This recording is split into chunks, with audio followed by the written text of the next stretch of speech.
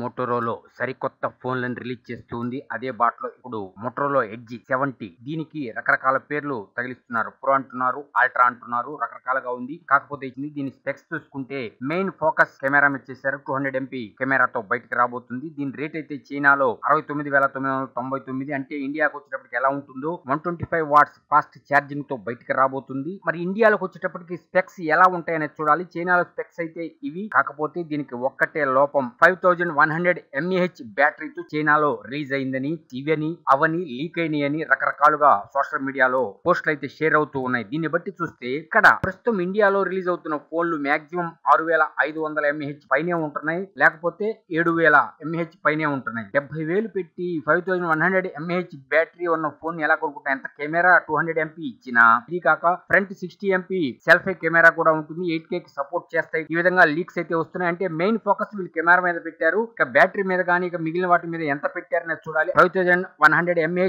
Battery ఇండియాలో అంటే ఇది ఒక్కటే లోపం. ఇక ఎక్సలెంట్. కాకపోతే 70,000 పెట్టి ఆ ఫోన్ ను కొనే బదులు ఇంకేమైనా ప్రత్యామ్నాయంగా ఎన్నో ఫోన్లు ఉన్నాయి. అయితే స్నాప్ డ్రాగన్ చిప్ సెట్ తో రాబోతుంది. 8S Elite అని కొన్ని రూమర్స్ అయితే వస్తున్నాయి. ఎటువంటి స్పెక్స్ తో ఇండియాలో రిలీజ్ చేస్తారు. మరలా ఫోన్ స్పెక్స్ అన్ని మారిపోతాయి. ఎందుకంటే బ్యాటరీ సామర్థ్యానికి తగ్గట్టు సాఫ్ట్వేర్ ఉండాలి, ఇక మిగిలినవన్నీ ఉండాలి. కాబట్టి ఏ విధంగా ఇండియాలో రిలీజ్ చేస్తారు? 70,000 ఖరీదు చేసే ఫోనేనా అని కొంతమంది అభిప్రాయపడుతున్నారు. కానీ బ్లాక్ బస్టర్ ఫోన్ చూద్దాం ఇండియాలో రిలీజ్ అయితే ఏ విధంగా ఉంటుంది దీని హవా అనేది. ఈ వీడియోలో వాడిన ఇమేజెస్ మా సొంతగా తయారు చేసుకున్నవి, ఎవరికి సంబంధము లేదు.